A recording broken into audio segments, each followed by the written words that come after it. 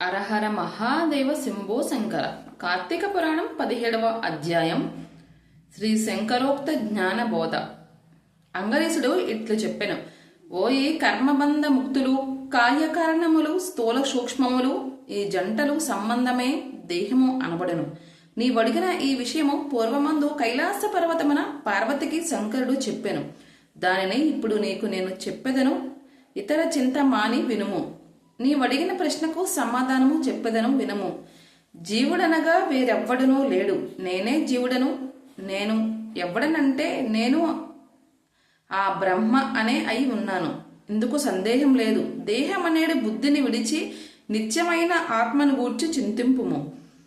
ఉద్భూత పురుషుడు ఇట్లడిగాను: మునీశ్వర, మీరు చెప్పిన రీతిగా వ్యాఖ్యార్థ జ్ఞానము నాకు కలగలేదు కనుక అహం బ్రహ్మేతి, నేను బ్రహ్మను, ఈ వాక్య అర్థమును ఎట్లు తెలుసుకొనవలేను?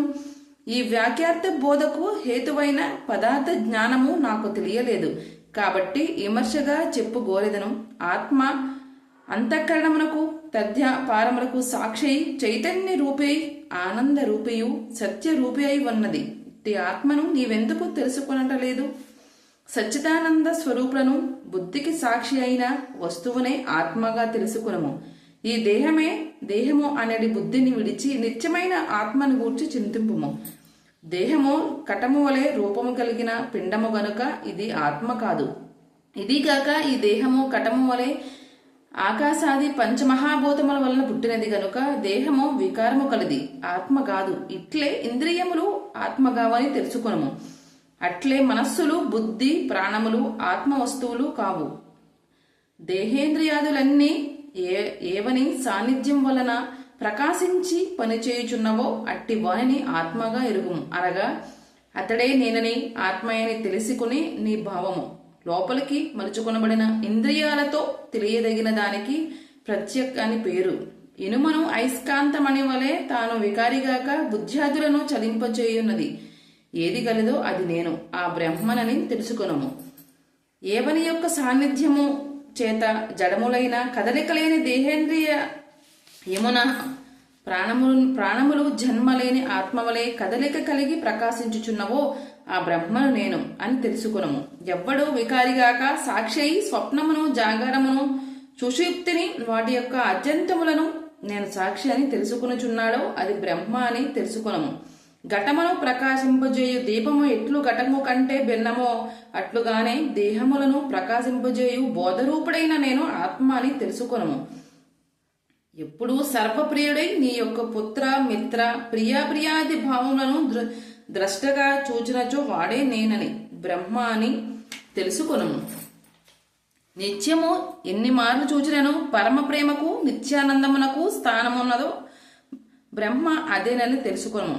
సాక్షియు బోధరూపుడకు వాడే నీవని ఎరుగను. సాక్షితత్వము, జ్ఞాన రూపత్వము అవికార్యకుట ఆత్మకే గలవు. దేహేంద్రియ మనః ప్రాణహంకారముల కంటే వేరైన వాడును. పుట్టుట, జనిమత్వ, ఉండుట, అస్తిత్వము, వృద్ధిగతత్వ, పెరుగుట, పరిణామత్వ, పరిణామం చెందుట, కృషించుట, నశించుట, ఈ 6 వికారములు లేనివాడు.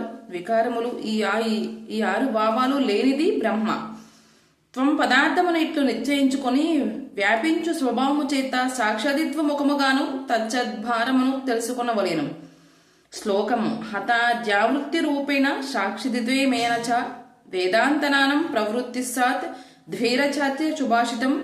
తచ్చబ్దమునకు బ్రహ్మ అని అర్థము. అతచ్చబ్దమునకు బ్రాహ్మణ్యము, ప్రపంచమర్థము. వ్యావృత్తి అనగా ఇది గాదని నిరసించుట అనగా ఇది బ్రహ్మగారిది. బ్రహ్మగాదని దేహేంద్రియాదులను నిరసించగా మిగిలినది బ్రహ్మయని భావము.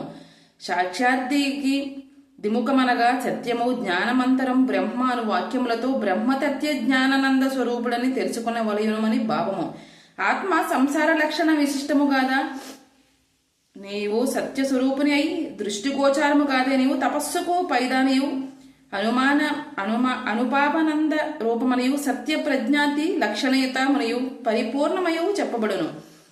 అతద్యావృతి రూపముగాను సాక్షాత్ ద్విముఖముగాను తెలిసిన కొనదగిన ఆత్మస్వరూపం ఇది అని అర్థము. వేదముల చేత ఎవడు సర్వజ్ఞుడయు, సర్వేశ్వరుడనయు, సంపూర్ణ శక్తివంతుడైన చెప్పబడుచున్నాడో చెప్పబడినదో ఆ వస్తువే బ్రహ్మ అని తెలుసుకొను. నేనను నదియు బ్రహ్మను నదియు ఒకే అర్థం కలిగినది.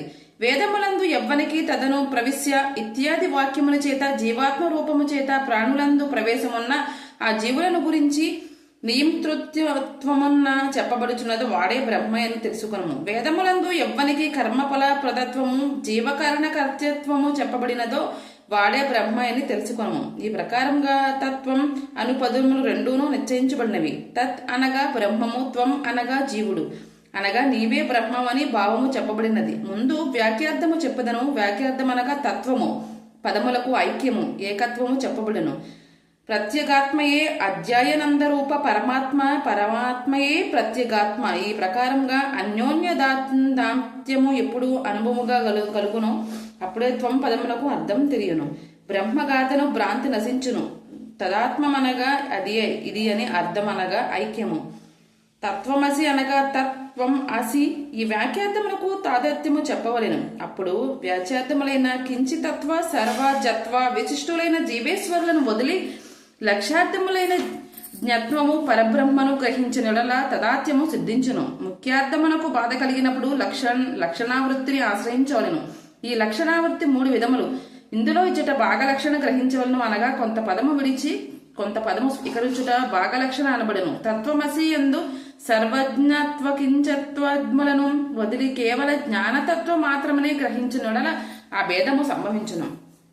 తత్ అంటే ఆదిత్వం నీవు, అసి అయితే విని అనగా నీవే బ్రహ్మవైతివని భావము. సోయత్ వదత్త ఇత్యాది స్థలములందు ఇట్లు బోధింపచేయవాడు తత్కాల తద్దేశ విశిష్టుడగు దేవదత్తుడు ఏతత్కాల ఏతద్దేశ విశిష్టుడగు దేవదత్తుడను వాక్యములలో విశేషణములను తీసివైచిన దేవదత్తుడు ఒక్కడే భాషించును. అట్లే సర్వజత్వము కించితత్వాలు వదిలి కేవల జత్మములు గ్రహించిన ఆత్మ ఒకటే అని భాషించును. నేను బ్రహ్మను వ్యాఖ్యార్థ బోధ స్థిరపడు వరకు శమదామది శాతములు చేయుచు శ్రవణనని విద్యాసలను ఆచరించవలను. ఎప్పుడు శృతి చేతను గురు కటాక్షము చేతను తదాత్వ బోధ స్థిరపడును అప్పుడు సంసార మూలము నశించును.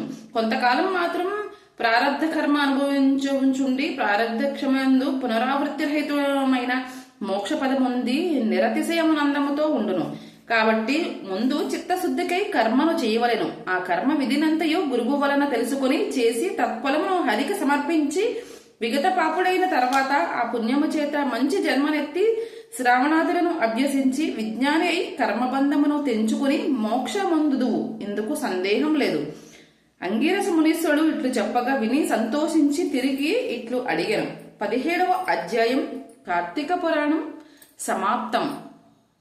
హరిహర మహాదేవ శంభో శంకర.